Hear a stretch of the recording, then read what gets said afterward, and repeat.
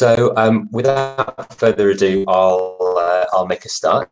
So, and I'm the sector at Cornwall Council on the carbon neutral Cornwall. So what that means, my role is across different sectors to reduce emissions, working towards Cornwall's neutrality. And a big part of doing that is looking at resilience levels, at personal level, an organisational level, and a systemic level. I've, in my conversations with different sectors and organisations, that the concept of resilience is really starting to shift in the last few weeks. I've definitely got some thoughts on that, and it'd be really interesting to hear your views as well. So resilience is a fairly common word. It's almost overused similar to sustainability in a lot of ways. It's become quite a common word. But just to clarify the context I'm using it in, is this: the ability to respond to shocks, to come back from adversity or change, to use resources to do that. So it's not about being impervious to shock or loss, but the ability to respond to that, which I think we can all appreciate is an important thing, and that can be in a number of different ways. That can be, here the image is represented of kind of physical infrastructure. So looking at energy systems, it can be personal resilience, mental well-being, and it can be the kind of resilience that COVID-19 has really brought to the forefront around systemic resilience and how we operate as a world and as a society, and our ability to respond to shocks operates across all of these different levels. So one of the things is that everybody acknowledges that it's a good thing. There's very few people who think is not and is not good, but often what we find happens is that efficiency is a bit of a comic that shaped the response to any kind of shocks, whether it's the climate emergency. Here it's represented by the kind of the supermarkets just in time delivery model is a really good example of this, in that is to prioritize efficiency over efficiency of stock they bring in and when, and money they spend, and put having enough stock in place. And around resilience is that it's really hard, and this is something I'll come back to a few times. It's really hard to prioritizing efficiency. So no supermarket wants to be the only one that's putting its resources and the shelves are full, even if that's not a very effective way of using the resources that it has. And that's true on many levels. So I just want to frame this as one of the things the tensions, the conflict between resilience and efficiency. So I want the difference between. So hopefully you've been able to have a look at what I've been saying about complicated and complex systems, and just to keep going with this. What I'd like you to think about, and if anybody's got any responses to this, please do put in the chat, is thinking about, in terms of complicated and complex systems, how are we thinking and how are we talking about COVID-19? Are we talking about it as a complicated system, or are we talking about it as a complex system? And certainly from what I've seen, I see us talking about it as a complicated system. I think it is complex. There are so many different parts of this all across the world, but we have broken it down into small chunks that make it a bit more understandable. about, it's about hygiene, it's about staying indoors, it's about supporting health services. And we've turned a complex system into a complicated one. And there's a wider question there about whether or not that is a good thing in the long run. And to compare that, think about, well, how we're talking about the climate emergency. And here is another complex system that I would argue that we are treating as a complex system. The way we think about the climate emergency really takes into account that it is not that understandable, and it really requires quite a big perspective. So looking at systems, these two complex systems, COVID-19 and the climate emergency, and the different ways that we are looking at that, I think it's really interesting to think about what are the benefits and negative side effects of the way we are breaking these down, and we are looking at them. With COVID-19, I think there is definitely a risk that we oversimplify what is happening, but also viewing it as a complicated problem or a system rather than a complex one allows us to act collectively, because it breaks it down into manageable chunks, and that's something that I think we could definitely learn from, and I want to talk a little bit more about. In a similar way, we could look at the climate emergency. If we wanted to look at it as a complicated system, we could break that down into a series of predictably unpredictable events, like health pandemics, like climatic events. So anyway, I think that's an interesting thing for us to think about. And the reason this is important, the reason I think the way we are looking at these challenges that are here, that are coming, is because it really talks about this idea of control.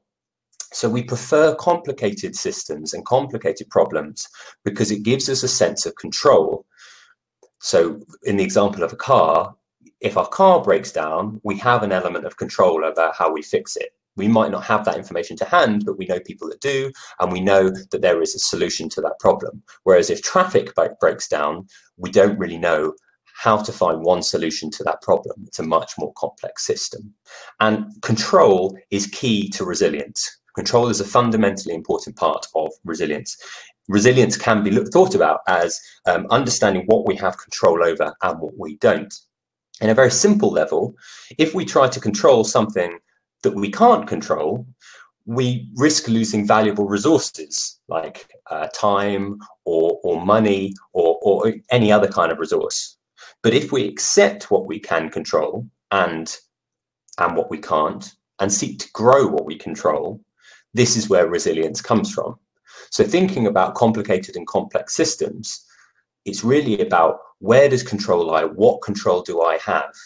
And is it better to think of a complex situation as a complicated one to pretend I've got more control over it? Or is it better to accept that I don't have control and try and focus on what I can? And again, coming back to this idea of it being hard to prioritize your own resilience when everyone else is focusing on efficiency, think about, do we have control over prioritizing our own resilience? Is it something we can do on our own, or is it something that we need collective support for? Is it something we need to work together on? So looking ahead, I think, again, if anyone's got any thoughts on this, it'd be interesting to hear.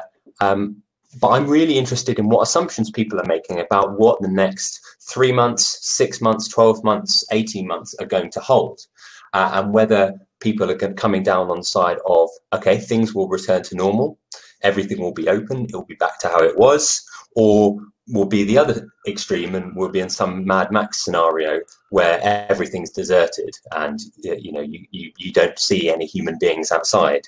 And the reality is it's probably going to be somewhere in between that, but it's really interesting to think about, what assumptions are we making and where do those come from? What is it that's making us think one thing is going to happen or is more likely than something else? And within that question, thinking about where we are specifically now with COVID-19, is there going to be a period when this is not happening? Can we treat this as a finite event with a beginning and an end? Is that a helpful thing to do, or is that an unhelpful thing to do? And there is a really important question that I think doesn't have an answer, but it's an important thing to play with. Is it something that we'll be able to finish and we'll be able to kind of move past and look back on? Or is it something that will evolve into something else? And alongside that question, there's another one of okay, even if we can treat it as a finite event, should we? Is there a moral imperative to view it in isolation? Because of the way it has impacted so many people, so many people have lost loved ones, have been impacted in financial ways, in emotional ways, in physical ways. Is there an element of we need to have compassion and view this as other individual human beings are viewing it, as well as looking at the bigger picture and viewing it as part of a system? And I think, again, I don't think there's a right answer to that, but I think it's a really important question for us to be asking, especially if we're thinking about resilience and how we can learn from what is happening now, looking at uncertainty in the future. Really interesting point in the chat box there from Edwina about the RSA research that's just come out about only 9% of people wanting to return to how things were before. And I think there's some really interesting questions in that, and that's something I think we should think about towards the end of this presentation. So I want to talk a little bit about the climate emergency and kind of the wider context of what I'm working on, and I think something that speaks to this concept of uncertainty and resilience. And I'm sure you're all working in different sectors and in resilience and uncertainty in different ways. I think the climate emergency is one that will affect all of us, but it may be in different ways, and the way we understand it might be different. So just very briefly, the context, this is the climate stripes graphic that many of you might have seen, which is done by Professor Ed Hawking from Reading University, which shows the increase in average temperatures in England year on year, demonstrating this wider context. And one of the things we've been talking about at Cornwall Council is trying to communicate the uncertainty that the climate emergency will bring. So here is a graphic that explains why we're trying to keep global increases in temperature below 1.5 degrees because of the impacts that will happen.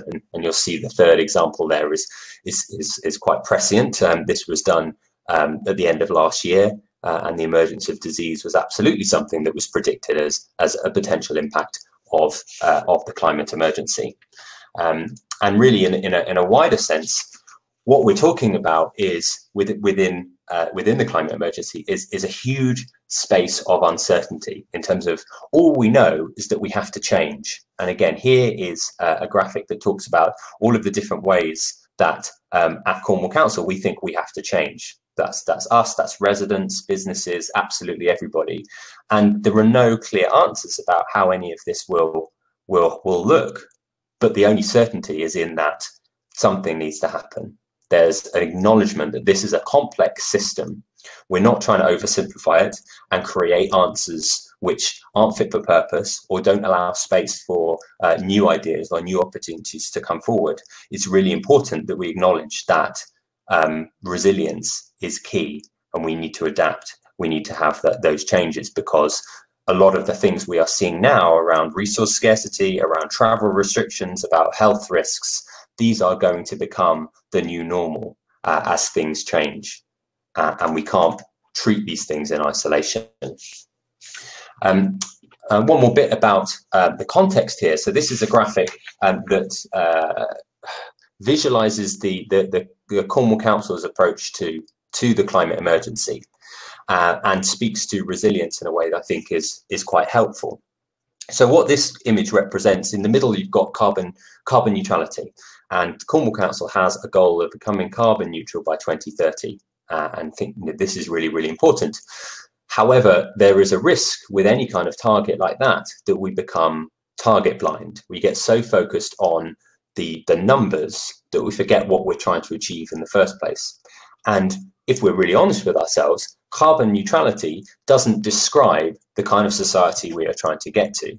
That is described here by the text on the right-hand side, which is a just, thriving and resilient Cornwall. And then you've got three points there that are taken from the the kind of overarching strategy of the council itself.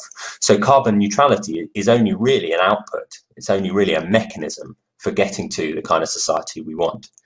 And what this represents is, so we're traveling along the grey line that is concentrically circling closer to carbon neutrality, but with an acknowledgement that at some point there is going to be something that happens, then whether that's one event or whether that's multiple events, that potentially will shift what that output needs to be. And it might be that carbon neutrality, yes, we still need to achieve that, but also we need to achieve something else, or something different comes in. And whether that's about a new opportunity that arises through technology, or whether it's about a new challenge that confronts us because of a small change in the system creates an incredibly wide, complicated, complex change in how we approach it. So keeping that wider picture in mind helps us really understand how resilience is relevant to the climate emergency, and stops us just being focused on targets and numbers that really lose track and stop people from acknowledging the complexity of the situation. So effectively what this graphic is doing is trying to make sure that a complex situation or complex system is not viewed as a complicated one, because that really reduces the kind of the perspective that we have on it. So just thinking about COVID as an example, I want to talk very briefly about how Cornwall Council has responded to COVID-19, and I think that sets some interesting examples about what is possible when resilience is really being prioritized. So what we've really seen is a real paradigm shift in terms of what the council can do, and unprecedented speed in achieving that. So some of the things that have happened at Cornwall Council is there are now daily briefings happening in response to national government's information the evening before. A lot of meetings that would never have been thought to be able to be done online are now being done online, and obviously that sets an interesting precedent for the future. There's been temporary redeployment of staff onto more frontline work, a new cell structure of how the council operates to make sure that it is achieving what it needs to do and supporting people in the way that needs to be done. And one example of that is arranging emergency food deliveries for people, which is something that it wasn't doing so much of before. And then within that, fundamentally monitoring changes in the staff behaviour. So looking at, okay, what was happening before, what is happening now, and what can we learn from that? And really what this I think speaks to for me in terms of resilience is an acknowledgement that the problem is a complex one, and that there is a huge amount going on, but that the Cornwall Council has a particular role that it can play, that it can adapt to and it can respond to, and it can only do that because it is not happening in isolation. So the question really is, what are we willing to do? Thinking about the future, thinking about resilience, what is it that people are willing to do? What behaviour are we seeing? So in terms of individuals, we are seeing rapid behaviour change. We are seeing people doing things that they would never have expected to do, or never expected to agree to do, only a couple of months ago. And there are some interesting questions in there. Is that because people are expecting things to return to normal? And if we think about COVID-19 versus the climate emergency, one of the things within the climate emergency that we're talking about is these changes are permanent. We are asking people to change the way they live on a permanent basis, and getting a lot of pushback to that. Versus here, within COVID-19, a lot of the messaging is around, we're going to do this for a bit until things return to normal, until things get back to how they were. And I think that difference is really, really important in how people are responding.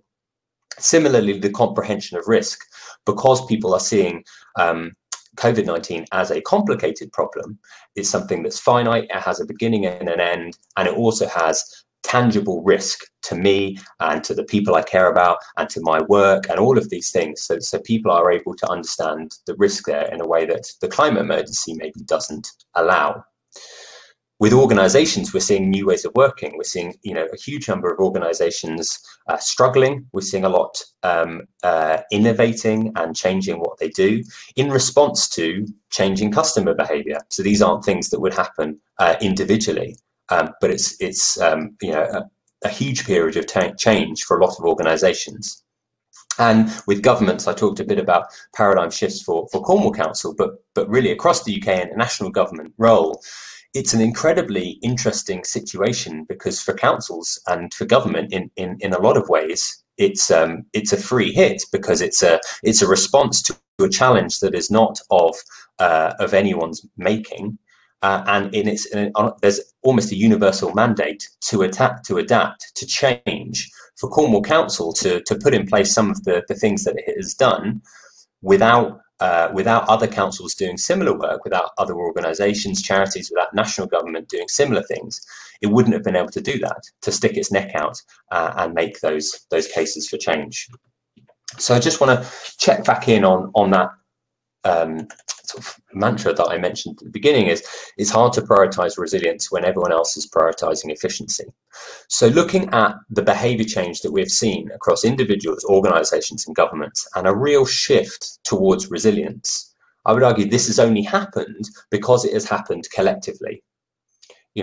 Individuals would not have made these changes if they didn't think that everybody else was doing it at the same time. Organisations would not have responded in the way if that was only affecting them, if it was only happening to them. And governments wouldn't have been able to make the drastic changes that they have made in what they're doing if they felt that they were doing that on their own. And this moves me on to the concept of collective resilience. And this is, I think, the key thing that we can learn from what is happening now, is the importance of collective resilience. So as a question, think about, okay, so if COVID-19 was only affecting a small number of businesses, what would happen? What would be the result of that? Or if it was only affecting a small number of people, and that was able to be identified, it was only affecting people within a particular age bracket or people within a particular geographical area? Or what if it was COVID-19 was restricted to a different country in the other side of the world to wherever you are, and the only impact that had was on specific supply links to your country with your organization. If you're an organization that sells something that you rely on from this country, what would be the response? And I think it's really interesting to think about where the line is where this becomes everybody's problem, because right now there are so many impacts of the climate emergency all across the world, here, there, everywhere, that are not viewed as everybody's problem. And because they're not viewed as everybody's problem, it's really difficult to prioritize resilience over efficiency. People are still stuck in the mindset of, we have to maximize profits, we have to everything is about economic efficiency, rather than no one wants to be the first person or organization or government to put their hand up and say, we need to scale back. We need to think about looking after what we've got and being able to respond to these unpredictable events that are going to happen. And I think that's one of the things that COVID-19 has really changed, is that here is a problem that people are seeing as everybody's problem. And that puts into stark relief the way we've been thinking about the climate emergency and the way individuals, governments and organizations have responded. And there's another question as well around risk.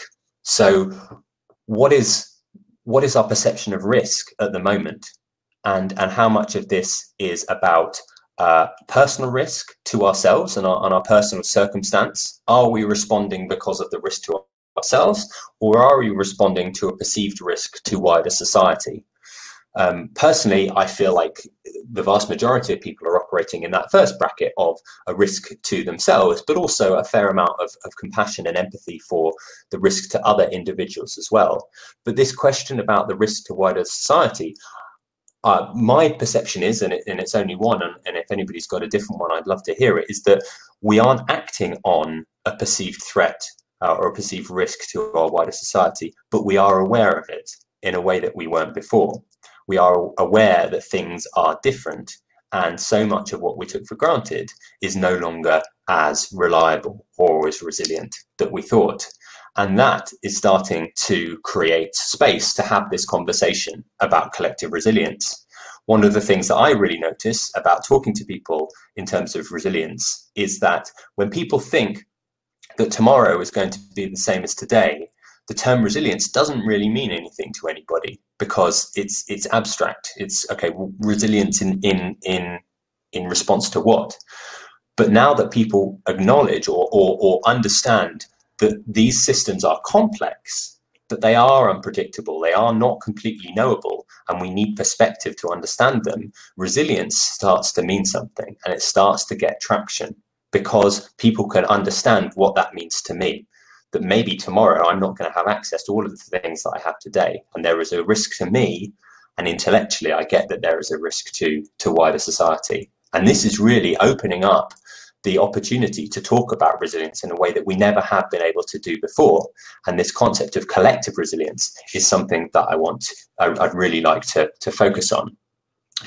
So this is the end of kind of the formal presentation. I'd be really keen to turn the rest of this session into more of a conversation, and people can either do that through requesting the chance to speak, and Naomi can activate your microphones, or we can do that via the chat. And there's certainly a lot more that can be said about this. But I think there's some really important questions to consider, and these are some that I'd like to pose to you. And if you've got responses, great. But otherwise, things to think about is, hopefully I've made the argument for growing collective resilience. This is the way I think that we can respond to complex challenges and uncertainty in the future, is collective resilience. Because if we try and become resilient on our own, we can only do so much. It's a really, really difficult thing to do if everybody else is focusing on efficiency. And think about, okay, what are the challenges that we're facing in the months to come, and what new questions are emergent? How do we look at those? How do we understand those? What's happening? Interesting question of, okay, so if you could go back in time, 3 months, 6 months, 12 months, whatever, knowing what you know now, what would you do differently? And I think, there's a lot in that. There's an element of wishful thinking in that, but I think it's a really important thing to do. If you knew now, if you knew then what you know now, what would you do differently? And how should that impact the way we look at the future and the connections that we develop? Because if you were the only person that knew that COVID-19 was coming, would you actually be able to do anything different? If not, if everybody else didn't know that it was happening and didn't believe you, would you be able to actually take action on your own resilience without that happening collectively? So the final question is, how do we prioritize resilience? How do we do that collectively? How do we start talking about the need to work together to move away from efficiency and this focus on having to get everything here and now, and thinking about what do we need in the future? What is the society we actually want to create? And how do we respond to unpredictability? And I should emphasize as well, when I'm talking about moving away from efficiency, I'm not saying we shouldn't have environmental growth. I'm talking about a collective acknowledgement that it is unpredictable, and we can't just keep growing the way things are. We can't keep moving in the same direction that we've been moving for the last few decades. But it's that message, when one person is saying it, is basically shouting into the wind. So how do we do that collectively? So I want to stop talking there and kind of bring this back to to hearing from your points. So Naomi, if you want to jump in here as well and let people know how they can speak up, or we can start looking in the chat box as well. But I can finish up there. And if anybody's got any questions or wants me to go over anything that I maybe rushed, or maybe you didn't hear at the beginning, if the sound wasn't good, I'm happy to repeat that. But I would also be really interested to hear from you, and whether or not this concept of collective resilience is resonating.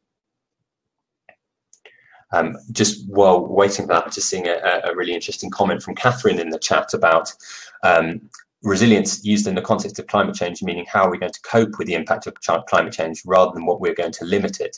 And I think that's a really good point. That's a way that sometimes the term resilience can be really reduced to being, well, we're already stuck in a particular system, so how do we kind of adapt to that?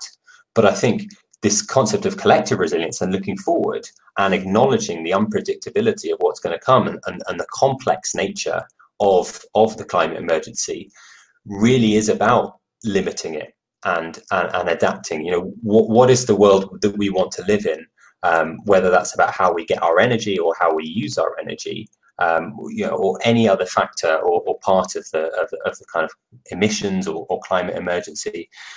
I don't think it has to just be reductive in that way. And I think that might be a failure in the way we've been using the term resilience. But I think that's a really good point. And all of this is just language. And we have to acknowledge the way people are hearing it and maybe find a new term. But I think we definitely need to be looking forward rather than thinking about how do we keep what we have now, because that is clearly not working. I'll have a look back through the chat as well. Some interesting concepts about internet connection and normal not being possible anymore. Yeah, I think that's a really good point. And again, quite a new idea of normal no longer being something that we can rely on is an incredibly powerful concept that I think. For the vast majority of us, this is the first time that's ever happened. So, Naomi, is it possible for people to request to speak and ask questions? Is that something that can happen if anybody's got anything they want to share vocally? Yeah. So I've unmuted everyone, so you should be able to speak, and then John just asked a question. But yeah, if you can request and it will flash up in my Q&A, but I have unmuted you all, so you should be able to turn your cameras and everything and your audio on if you want to speak. Otherwise, if you want to do questions, just seeing this flashed Q&A. Yep, so I can accept. So anyone that flashes up, I have accepted you, so you will be able to just speak. Oh yes, sorry, Ruth, go for it.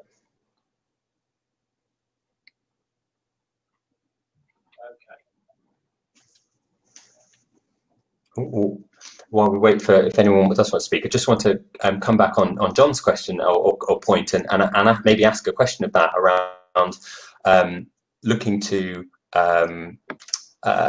efficiency gains is a really interesting question. I've obviously been talking about efficiency as a sort of a model that we need to move away from. But again, it's just semantics ultimately. But looking at the efficiency gains that might have been experienced if we put resilience in place, I think is a really interesting one. And maybe there's a way of bringing resilience and efficiency together, but not having efficiency as the driving force, as something that is part of a more complex system. Efficiency not being the end goal, but just being another tool in our arsenal, in the same way that resilience was.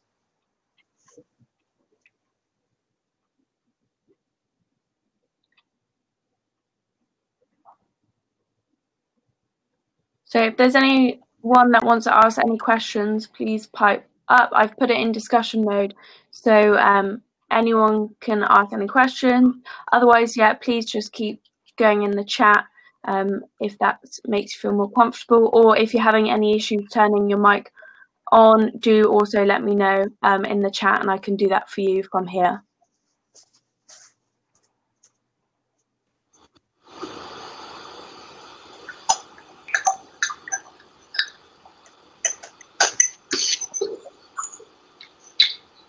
Okay, while people are thinking, maybe I'm getting a bit of feedback there. Actually, where that's coming from. Here's something to consider. The concept think the prisoner's dilemma is an interesting thing to think about, which some of you may have come across. So this is a sort of a thought experiment within game theory that looks at, so you've got two prisoners, and they're both being interrogated by the authorities, and they're both given exactly the same deal, but neither one knows what the other one is doing. And the essence of it is that if they both refuse to cooperate, then they will get a 5-year sentence. But if they refuse to cooperate and the other one does cooperate, then they get a 10-year sentence, and the other one gets off completely. Whereas if they both cooperate, then they both get reduced sentence.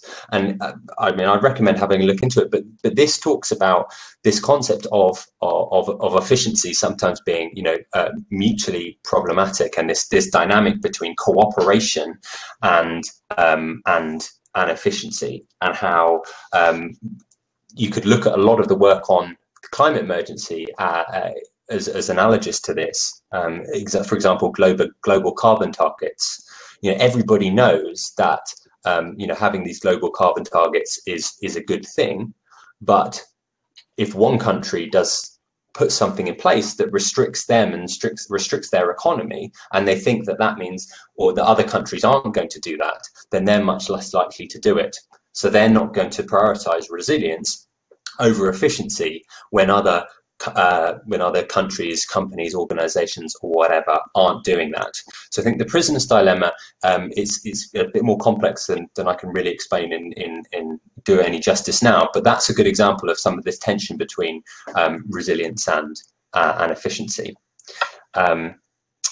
So really good point here from Jonathan in a chat about resilience being used as a way of focusing on adaptation without mitigation. So resilience of road infrastructure rather than the shift to zero carbon transport. And I think that's a really good point. And again, I think it's a failure in some of the ways we've been talking about resilience. And I think that's the example you're talking there is, for me, is about looking at resilience in terms of a complicated system rather than a complex one. And it's trying to compartmentalize it into something with solutions. Whereas actually true resilience, I think, is looking at the complex scenarios and acknowledging that there's a part of resilience that means we don't know what is going to happen. So it can't just be about something like road infrastructure. It's got to be about space for emergence, and it's got to be about a journey and a movement and a shift in the very way that we do things, which speaks more to your idea of a shift to zero carbon transport. And again, maybe the onus is on us then to change the way that we talk about it. And yeah, what you're saying there about community resilience coming first above the resilience of individual things, I think is absolutely right. We do need to move away from this idea of treating everything in isolation, because it is, you know, the climate emergency is so complex, and that's fine. I mean, not being able to understand it doesn't mean that we can't take action. But I think there's a real need sometimes. People want to make it seem manageable, and that is a really reductive way of looking at it. And that's the scenario where you end up with all of these little piecemeal solutions that actually don't work in the wider system, or they create unexpected consequences further down the road because we haven't looked at it from a systems perspective, and we haven't acknowledged that it is complex. Okay, question here from Catherine. What existing mechanisms do you think can be used to get countries to avoid trying to just go back to what was before? Is there a role for organisations, or are they capable of moving from efficiency towards resilience? That's a great question, and you know, I don't have a simple answer. I was just chatting yesterday to someone who's working in the UN in the migration department, and how fundamentally the way the UN is looking at migration is exactly the same as it was before in some ways, and completely different in other ways, and they haven't quite got their head around what that actually means yet. I don't know about existing mechanisms, but I absolutely think there is a role for organizations, large-scale organizations, you know, national governments, NGOs, all of these, to start talking about resilience and start creating frameworks of collective resilience for people to sort of step into, for people to understand that they're not going to be the only people taking this action, that this is a collective thing. In the same way that it was large organizations, predominantly governments, but also others, who put in place a lot of the changes to COVID-19 that are effectively about resilience. They're about the resilience of our own health and the health of those around us. If we were just focused on efficiency, we would all be acting quite differently, I think.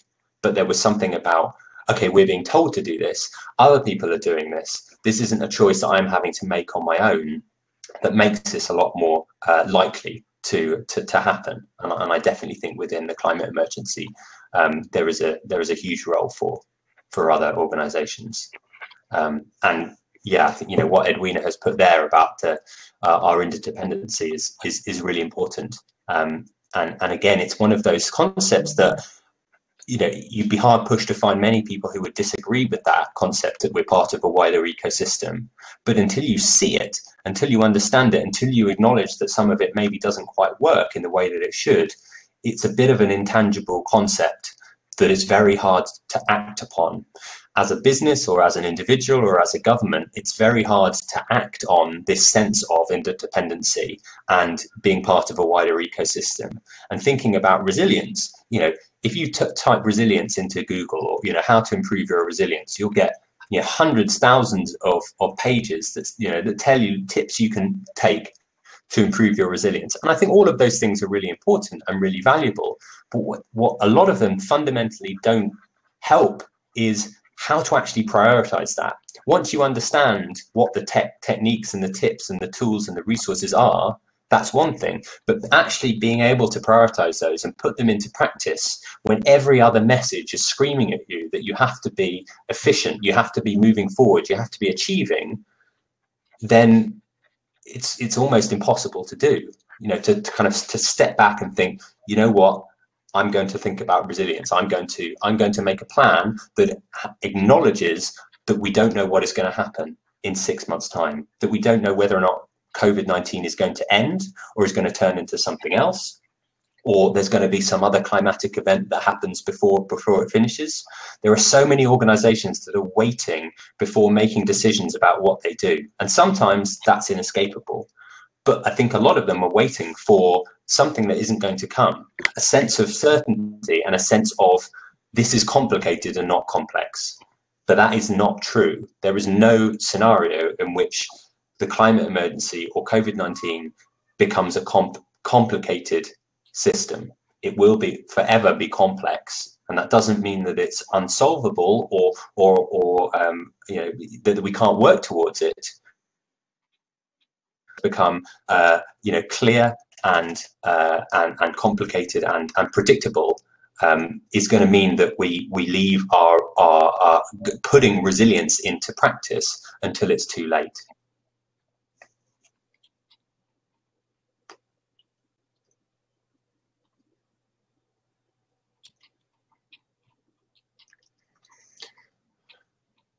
I'd be interested here if anyone's got any more questions or thoughts about this, and whether this concept of collective resilience or kind of efficiency and resilience is resonating, because I appreciate that sometimes it might not.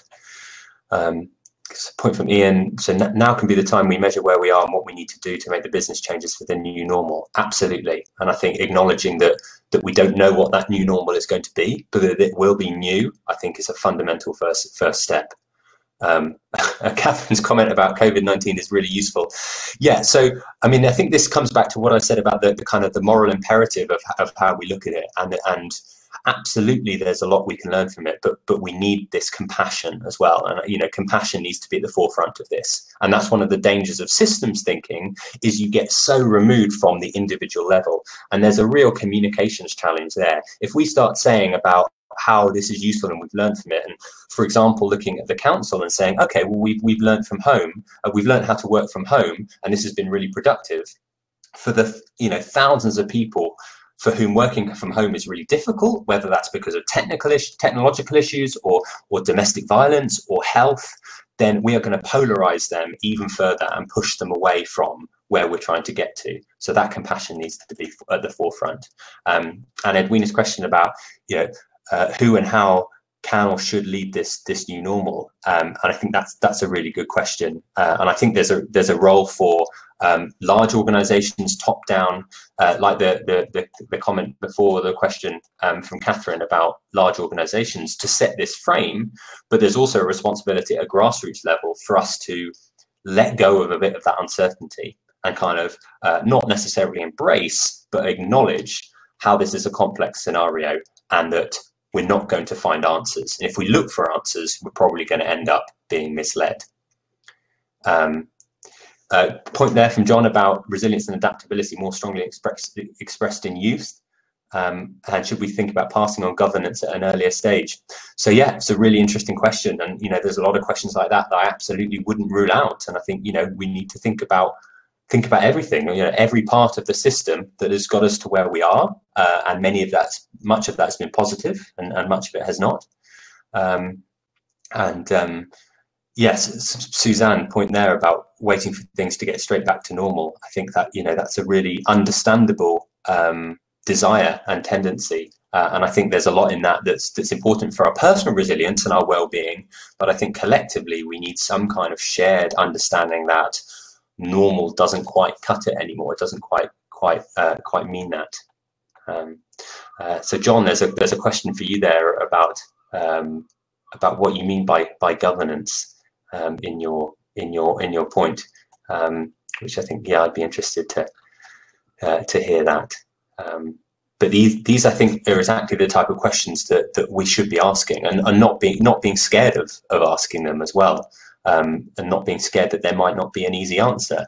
And I think therein, you know, the responsibility is not on us to come up with all of the solutions and come up with the answers.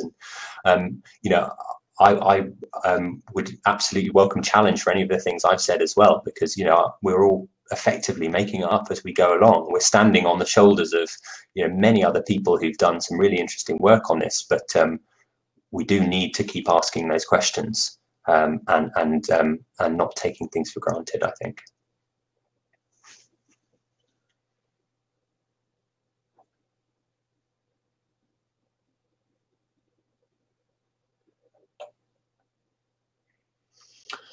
So yeah, thanks for that clarification, John. Governance is pretty broad across everything. So yeah, I think that's interesting. I think there's a lot of ways we could look at that and how governance works and where that comes from, and what individuals can have responsibility for. I think, and this doesn't have to be about, you know, tearing everything down and starting again.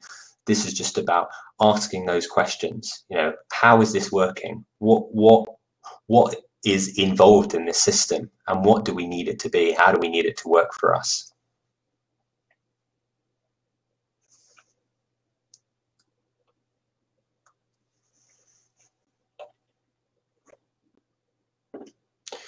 So question from Jackie there about, would the council consider including our younger generation's input for the future, take their opinions into account?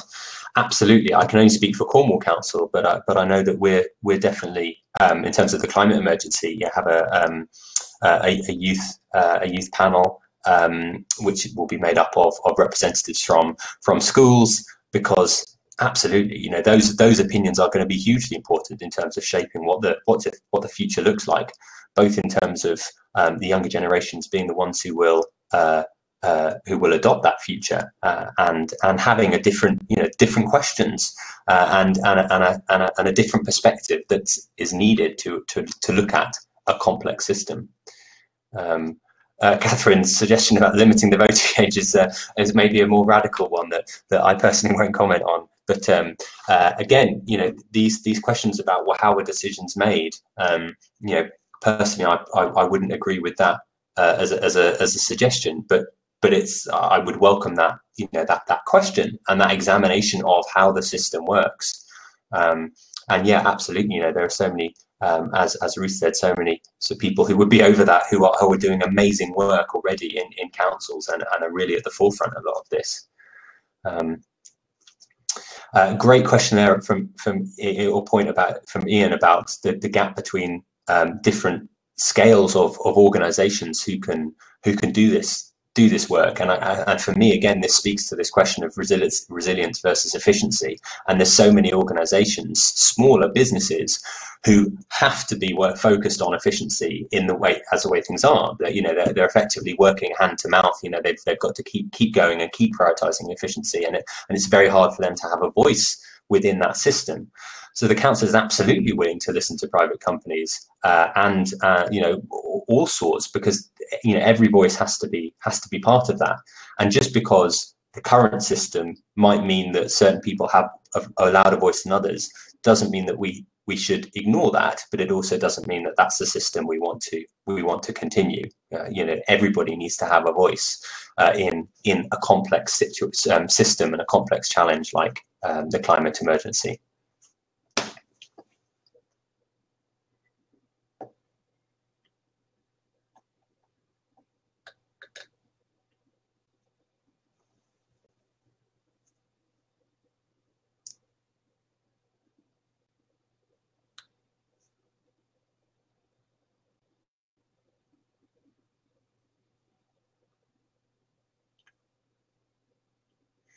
So I think there are maybe a couple more people typing, and I'm happy to keep this conversation going on a little bit. But you know, I think these are questions we need to be continuing to ask. I've got my email up on the screen there, and I'd you know, welcome any further conversations about this. Interesting thing from Jonathan there about the debate on COVID testing, on decentralized or top-down model, and a decentralized model maybe being more resilient and leading to quicker transition. Absolutely, you know, I wouldn't know enough to kind of to have a sort of a well-formed opinion on that, but I think we need to look at both of those things and how they fit into the wider thinking.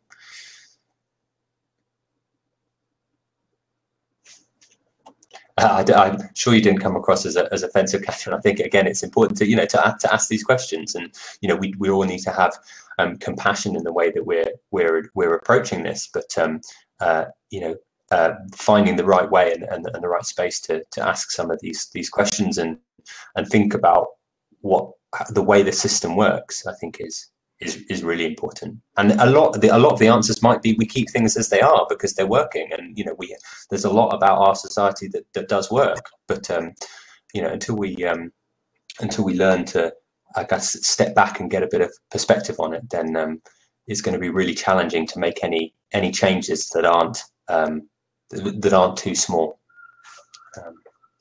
Perfect. So sorry, can I come from the I just wanted to say thank you, Peter. And it was really helpful. I think there's a bit of lag, so I'm just gonna do that.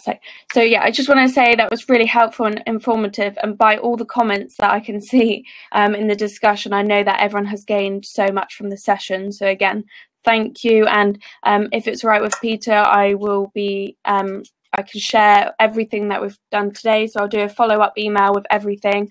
And also, please, can we just look at our events, see if there's any of an interest, and make sure to book on. And especially if you found today useful, I know I have. So it's all about what we're doing to support our members. And I just want to say thank you for everyone for coming along today, and look out for my email with everything included. And again, thank you, Peter. Brilliant. Thank you very much, and thanks everyone. Really useful, and like I say, keep the conversation going, and I'm sure my opinion on this will evolve over time as things change, and let's keep asking those questions and trying to form that collective resilience.